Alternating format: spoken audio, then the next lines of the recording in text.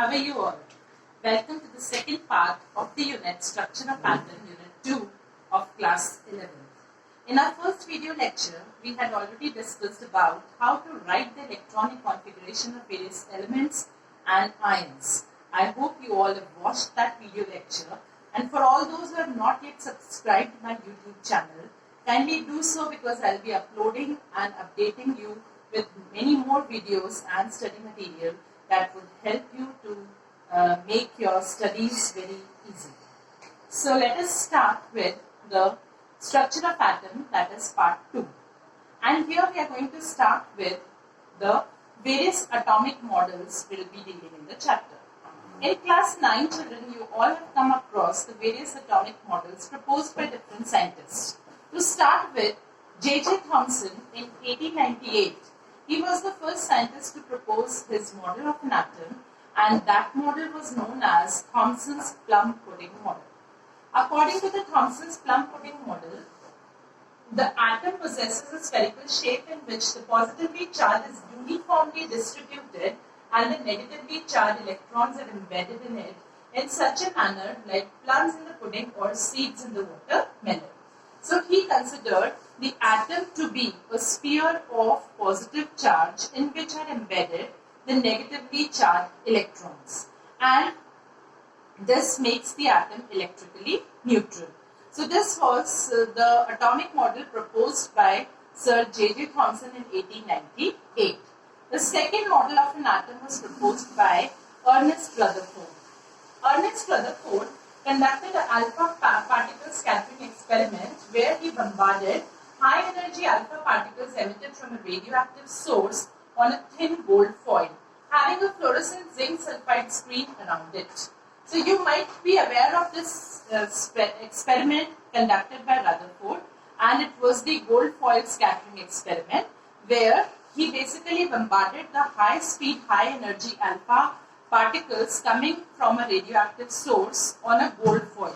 Very thin gold foil of the thickness around 100 nanometer, and you should know 1 nanometer equals to 10 to the power minus 9 meter. So that gold foil was very thin, of the order of thickness was of the order of 100 nanometer, and it was surrounded by a zinc sulfide screen. On conducting this experiment, he came across a few observations. Let us discuss those observations.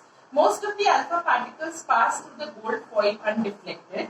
Very few deflected by very small angles. Very few, that is 1 in 20,000 bounced back, were deflected by nearly 180 degrees. So he concluded, on the basis of all these observations, he had drawn some conclusions which basically supported his model of an atom. According to this first observation which he made, most of the alpha particles passed through the gold foil undeflected. He concluded that most of the space in an atom was empty, and all those alpha particles which were passing through the empty space of an atom were not showing any deflection.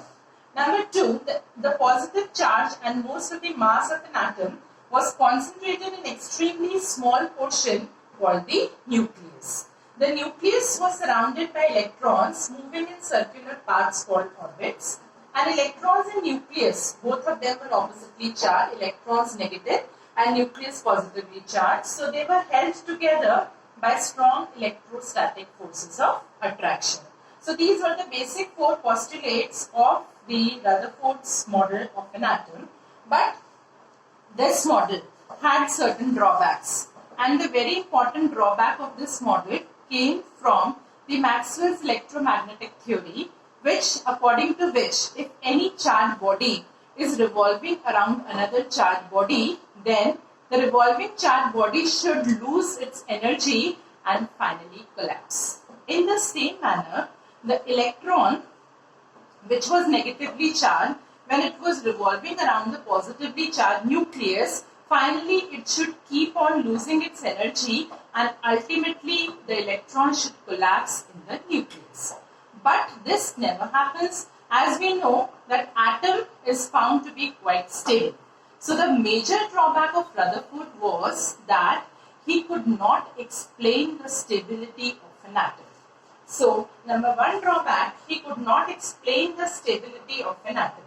He could not say anything about the distribution and energy of the electrons. He could not say anything about the distribution, that means in which shell, subshell of an atom are the electrons moving. He could not say anything about that. Neither could he say about the energy of the electrons. So these two major drawbacks were then overcome by Neil Bohr, and Neil Bohr gave his model of an atom that we will be studying later on. But before that, let us study and get acquainted with a few terms. Atomic number. All this we have already studied earlier. So let us revise once again in our lower classes. So let us revise once again. Atomic number, which is designated by variable Z, refers to the number of protons present inside the nucleus. And in a neutral atom, remember that the number of protons and electrons are always equal. So, number of protons present inside the nucleus of an atom, which is equal to the number of electrons in a neutral atom. That is what is meant by atomic number. Let us now discuss what is mass number. Mass number denoted by variable A.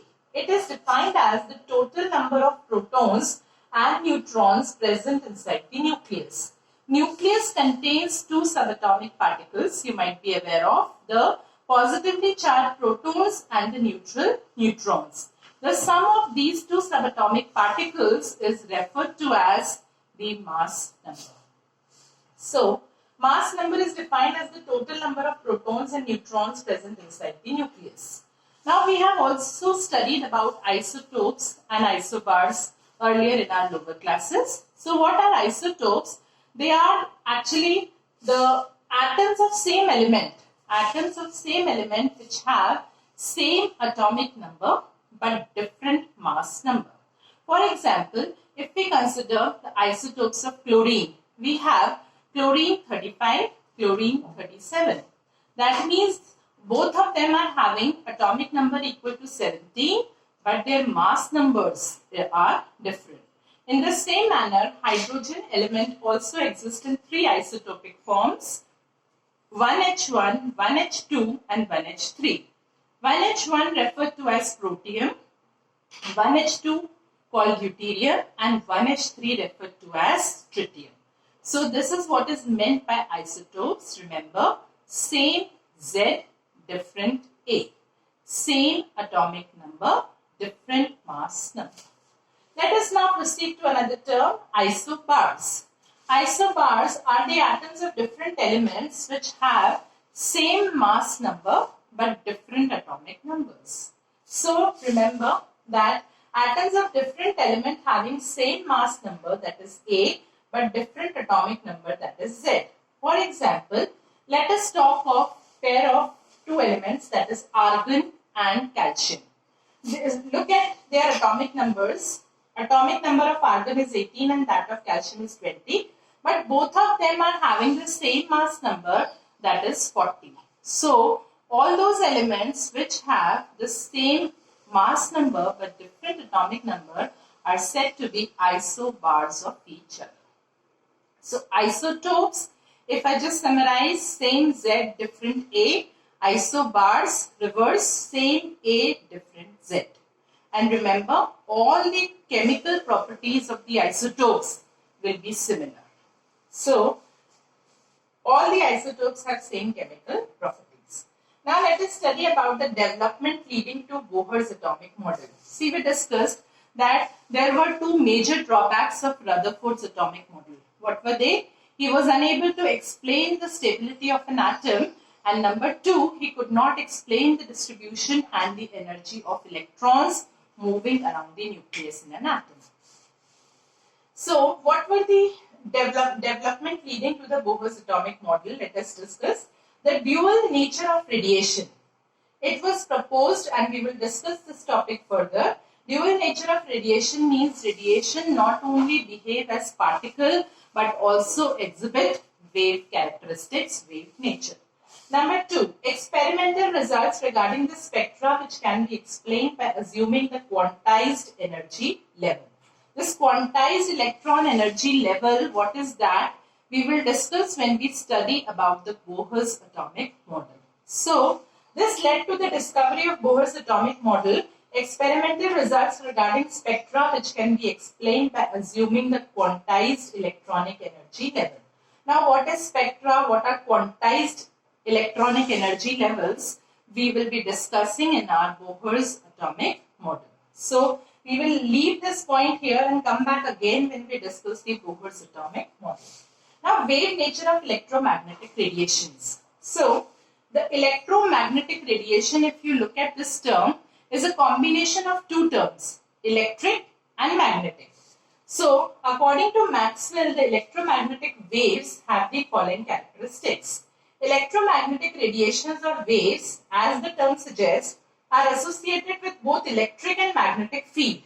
And these fields oscillate perpendicular to each other, and they are also perpendicular to the direction of wave propagation.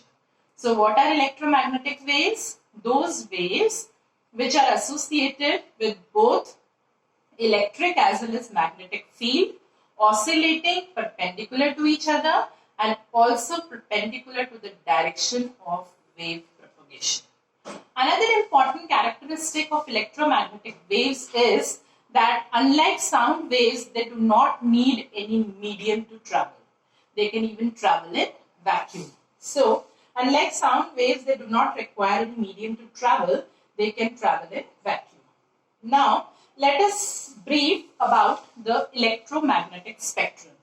Electromagnetic spectrum is actually the arrangement of electromagnetic radiations which are arranged in the decreasing order of their frequency or increasing order of their wavelength. So, this spectrum is actually a series of electromagnetic radiations which have been arranged either in the decreasing order of the frequency or we may say increasing order of their wavelength. We should know that frequency and wavelength are inversely proportional to each other. Now, let us revise all these characteristics of waves which we have already studied in lower classes. That is, what is frequency, what is wavelength, what is wave number, what is amplitude. So, let us revise each one of them. Let us acquaint ourselves with some important characteristics of waves. Waves, if you see, we will talk of 4 different characteristics of waves: wavelength, wave number, frequency and amplitude. So what is wavelength? Suppose this is a wave. These are the crests, elevations are the crest and depressions are called the troughs.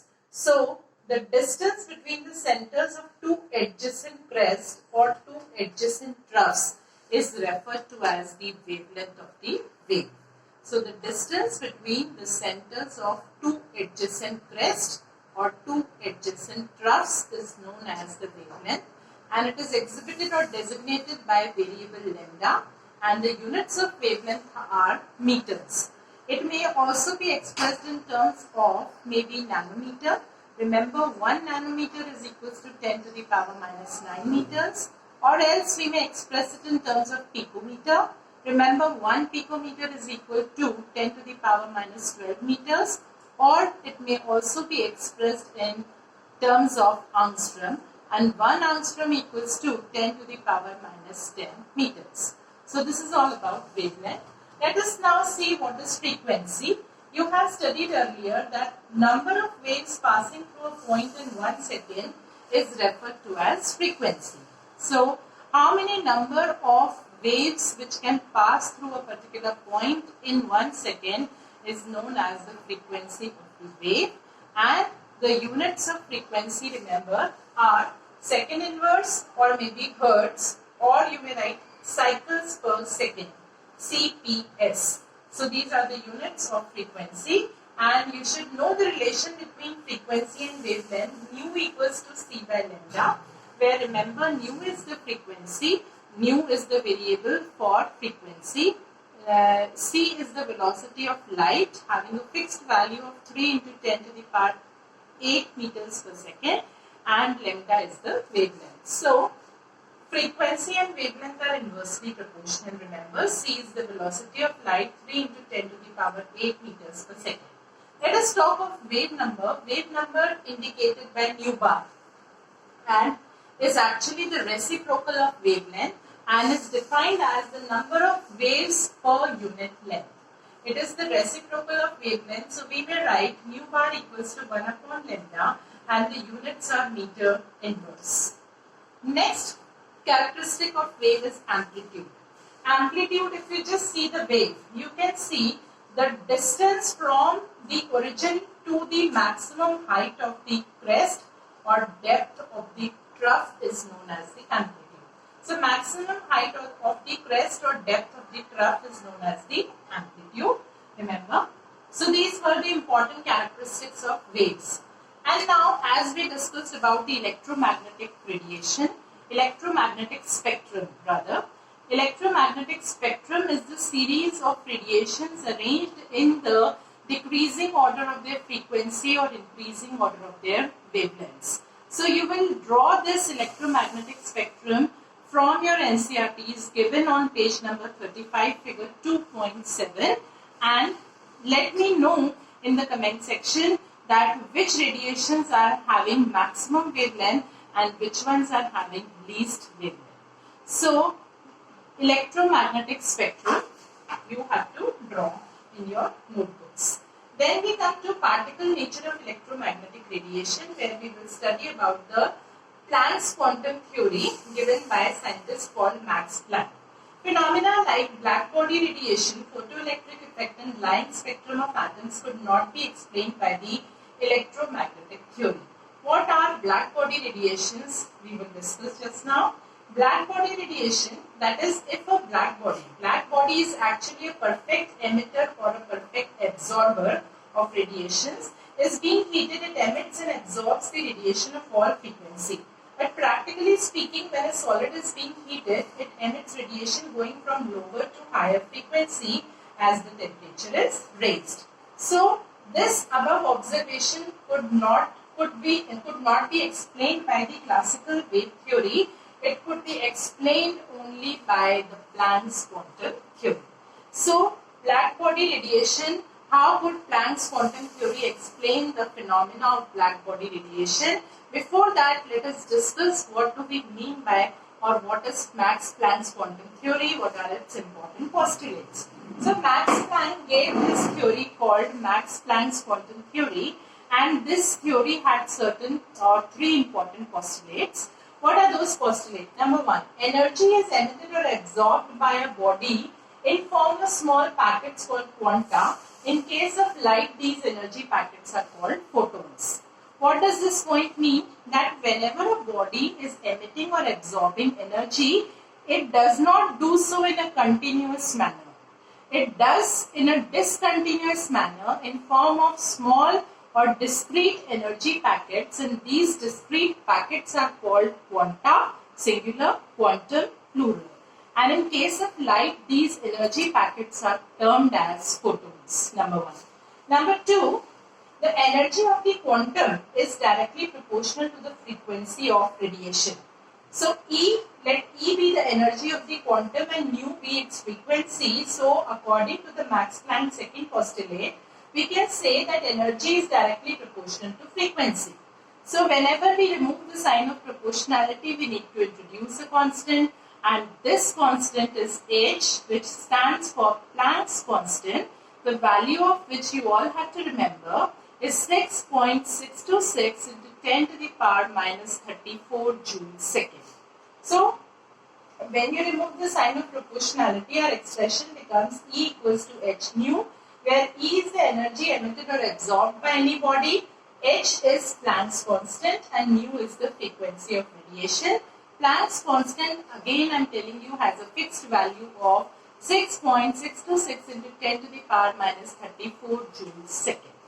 So this second postulate says that energy emitted or absorbed by any body or energy of a quantum is directly proportional to its frequency.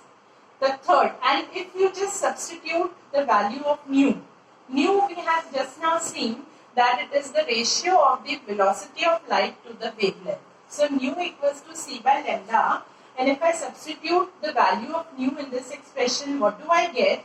I get E equals to hc upon lambda. Is another alternative mathematical expression, remember, for Planck's quantum theory. Number 3 postulate of Planck was energy is always emitted or absorbed in integral multiples of quanta. Let h nu be a quanta. So integral multiples means 1h nu, 2h nu, 3h nu, 4h nu, 5h nu, and so on. So we can write a generalized expression E equals to nh nu, where n is any integer, maybe 1, 2, 3, 4, and so on. So a body emits or absorbs energy discontinuously in integral multiples of quanta. So we say E equals to nh nu.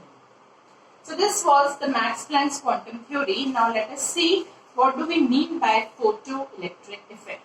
This photoelectric effect has come from the term photon. And photon, just now we have seen, are the small packets of light in accordance to, just now we have seen Max Planck's quantum theory. These discrete light packets are known as photons. So how does a photon or how is a photon responsible for generation of electricity? We will study under photoelectric effect. So this, what is photoelectric effect? Is the phenomena of spontaneous ejection of electrons from a metal surface when a radiation of suitable frequency strikes the surface. Suppose we have taken a metal, maybe rubidium, cesium, whatever. So highly electropositive metals. So if we take a metal like rubidium or cesium, and when a light of suitable frequency strikes the metal surface, metal of rubidium or cesium, what will happen? The electrons, the most loosely bonded electrons from the metal surface will be ejected, and these ejected electrons are called photoelectrons, and the phenomena is referred to as photoelectric effect. So what is photoelectric effect? Again, I am reading the definition for you all. The phenomena of spontaneous ejection of electrons from a metal surface when a radiation of suitable frequency strikes the surface. What do we mean by suitable frequency here? Just now I am going to explain. So let us see what are the observations of photoelectric effect. Number 1 observation, that as soon as the incident photon strikes the metal surface, immediately the metal surface is going to eject the photoelectrons. That means there will be no time lag in the incidence of the radiation and the ejection of the photoelectrons from a metal surface. So the electrons, that is photoelectrons, are ejected from the metal surface as soon as the beam of light strikes it. That means there will be no time lag between the incidence of the radiation and the ejection of the photoelectron. Number 1. Number 2, the number of photoelectrons ejected will be directly proportional to the intensity of radiation. What do we mean by intensity of radiation? Intensity refers to as the brightness, which is related to the amplitude of the wave. So remember that the number greater the intensity of the incident radiation, greater will be the number of photoelectrons a metal surface will be ejecting. So remember, number of photoelectrons ejected is directly proportional to the intensity or brightness of the radiation. Number 3, very important. For each metal, there is a characteristic minimum frequency, which we call it as threshold frequency. What is threshold frequency? Is the minimum frequency which is required for the ejection of photoelectrons from a metal surface. So, if for each metal there is a characteristic threshold frequency below which photoelectric effect is not observed. What do we mean by this? That if the incident radiation is having a frequency less than threshold frequency nu naught, then there will be no ejection of photoelectrons from the metal surface. There will be ejection of photoelectrons only when the frequency of the incident radiation is greater than the threshold frequency. Remember. So, When nu is greater than nu naught, then electrons come out from the metal surface with certain amount of kinetic energies they will possess, and the kinetic energies possessed by the photoelectrons will be directly proportional to the frequency of the radiation. So just let me summarize all the three observations of the photoelectric effect. No time lag between the incidence of radiation and ejection of photoelectrons. Number two, number of photoelectrons ejected will directly be proportional to the intensity of the radiation. Number three, that if the frequency of the incident radiation is greater than the threshold frequency nu naught, then only photoelectric effect will be observed, and the kinetic energies of the ejected photoelectrons will be directly proportional to the frequency of the radiation. So, we will discuss now the mathematical expression of the photoelectric effect. Let's now study about the mathematical expression of photoelectric effect. Before we proceed to its mathematical expression, let me tell you again and revise with you what is photoelectric effect. It is the spontaneous ejection of electrons from the metal surface when a radiation of suitable frequency strikes the metal surface. The ejected electrons are called photoelectrons, and these ejected electrons, they basically have some amount of kinetic energy, and to calculate the kinetic energy of these ejected electrons, we have a mathematical expression for the same. So let us study that energy of the incident photon is equals to the work function plus kinetic energy of the ejected electron. Now let me tell you what is the meaning of work function over here. Work function here is the minimum amount of energy which is required to eject the photoelectrons from the surface of a metal. So, if the energy of the incident photon is designated by h nu, and let the work function be h nu naught, where nu naught is the threshold frequency, and threshold frequency means the minimum frequency below which ejection of photoelectrons cannot occur, photoelectric effect will not be observed. So, mu naught is the threshold frequency, and half mv square is the kinetic energy of the ejected photoelectrons. So, we have the mathematical expression h nu equals to h nu naught plus half mv square, where half mv square is the kinetic energy of the ejected photoelectrons. So, we can express h nu naught in terms of w naught. W naught here refers to as the work function, which is the minimum energy required for the ejection of photoelectrons from the metal surface. So, we can replace h nu naught by the variable w naught, which refers to as the work function. So, half mv square, which is the kinetic energy, can also be written as h nu minus h nu naught. This kinetic energy can be written as h nu minus h nu naught. Remember, and if you take h common, h is our Planck's constant, the value of which is 6.626 into 10 to the power minus 34 joules second. So, taking h common, we get the expression kinetic energy equals to h nu minus nu naught, where nu is the frequency of the incident radiation and nu naught is the threshold frequency, which is the minimum frequency required for the ejection of photoelectrons from the metal surface. So, this is the mathematical expression. How to apply this expression in terms of numerical? Let us take a numerical. The threshold frequency nu naught of a metal is given 7.0 into 10 to the power 14 second inverse. Calculate the kinetic energy of the electron emitted when radiation of frequency 1.0 into 10 to the power 15 second inverse hits the metal. The value of Planck's constant is given. So, we need to calculate the kinetic energy using the same mathematical expression, kinetic energy equals to h nu minus h nu naught. Taking h common, we get h nu minus nu naught. Substituting the value of h, 6.626 into 10 to the power minus 34 joules second. If we substitute the value of h and substitute the value of mu, which is 1.0 into 10 to the power 15. See, here we have power 14, here we have power 15. Let us make the power same. So if I can write it as 10.0 into 10 to the power 14, this means the same. So 10.0 into 10 to the power 14 minus 7.0 into 10 to the power 14. So we 10 minus 7 we get 3.0 into 10 to the power 14.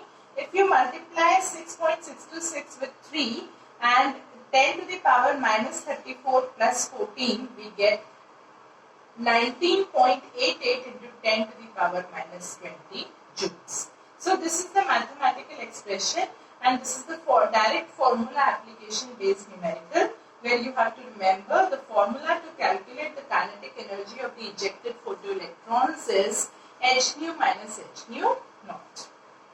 Now you will solve this numerical and write its answer in the comment section and let me know. Calculate the energy of 1 mole of photon of radiation with frequency 5 into 10 to the power 14 Hertz. So here I am giving you a hint. What formula are we going to use is the formula of the Planck's quantum theory, E equals to h nu. So we will calculate, nu is given to us, we will calculate the energy. And to calculate the energy of 1 mole of photon, we will multiply the calculated energy by the number of photons in 1 mole, which is 6.022 into 10 to the power 23.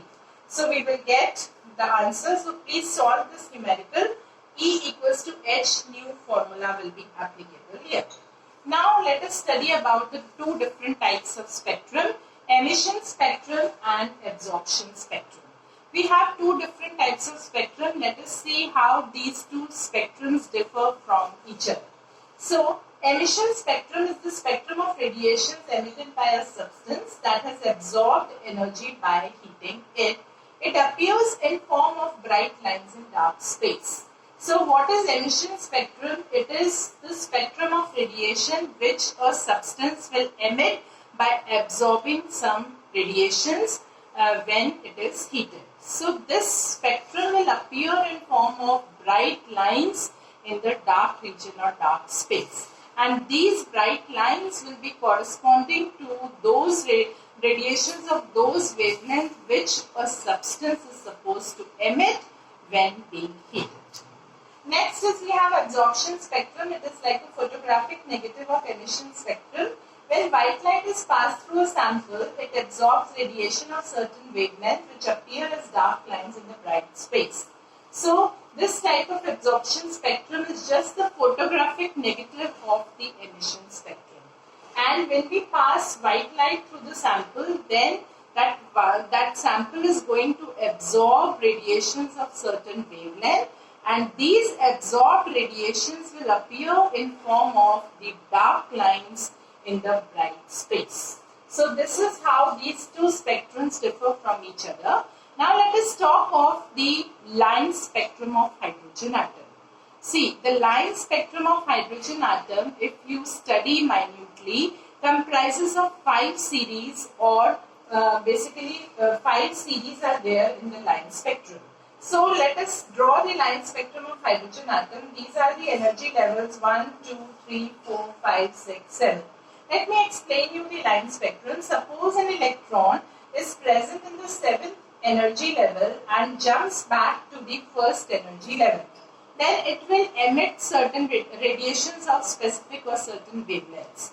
For example, if an electron is present in 6th and jumps to 1st energy level, it will again emit radiations of suitable wavelength. From 5th it can jump to 1st, from 4th it can jump to 1st, from 3 it can jump to 1st, and from 2 it can jump to 1st. So all these transitions of the electron from higher energy level here means from 2, 3, 4, 5, 6, 7 and infinity onwards to the 1st energy level comprise of a series in the line spectrum of hydrogen known as Lyman series, Lyman, where N1 lower energy level is 1 and higher energy level N2 is 2, 3, 4, 5, 6 so on till infinity. And remember, this series lies in the UV region, ultraviolet region of the electromagnetic spectrum. In the same manner, let us talk of the second series, Balmer series. For Balmer series, N1 equals to 2. That means the electron from the higher energy level, when undergoes the transition and comes to the second energy level, all these radiations will correspond to a series in the spectrum of hydrogen, and that series is known as the Balmer series. Balmer series, for this series, remember N1 is 2 and N2 is 3, 4, 5, 6 onwards till infinity. So this series lies in the visible region of electromagnetic spectrum. The third series is the Paschen series, and when the electron from higher energy level jumps back to the third energy level. So this corresponds to the third series, which is the Paschen series in the line spectrum. And for Paschen series, remember N1 is 3 and N2 is 4, 5, 6. And this series and all the rest of them, they lie in the infrared region of the electromagnetic spectrum. Let us talk of the fourth series, bracket series, when the electron from the higher energy level is jumping to the fourth energy level. It comprises of bracket series where N1 is 4 and N2 is 5, 6, 7, 8 till infinity. And this series also lies in the IR or the infrared region of the electromagnetic spectrum. The last series we have is the Pfund series, and this in Pfund series the electron from higher levels are jumping into the fifth energy level. So for the Pfund series, N1 is 5 and N2 is 6, 7, 8, 9 onwards, and this series also lies in the infrared region. Now this line spectrum comprises, the line spectrum of hydrogen is a discontinuous spectrum comprising of the 5 different types of series. So we need to remember here that if we are asked to calculate the wavelength or the frequency or the wave number of the radiation emitted or absorbed when an electron is undergoing a transition from one energy level to another, then we have to use the formula, which is Rydberg's formula. What is this Rydberg's formula? Is to calculate the wavelength or maybe the wave number or maybe the frequency of radiation when an electron is jumping from one energy level to another. Let that radiation be emitted when it jumps from higher energy level to lower. Let that radiation be absorbed when the electron jumps from lower to higher energy level. So the formula says nu bar, which is the reciprocal of wavelength, equals to 1 by lambda equals to RH into 1 upon N1 square minus 1 upon N2 square. RH here refers to the Rydberg constant, the value of which is 109677 centimeter inverse or 10 to the power 7 meter inverse. So this is how we can calculate using this formula we can calculate the wavelength of the radiation emitted or absorbed during the electronic transition from one energy level to another. So remember, N1 is the lower energy level and N2 is the higher energy level. So this is how basically we have to use this formula, Rydberg's formula, for calculating the wavelength or maybe the wave number of the electronic transition which is taking place from one energy level to another. So this is all about the hydrogen spectrum, photoelectric effect and the numericals based on photoelectric effect. Now we will proceed towards the next topic.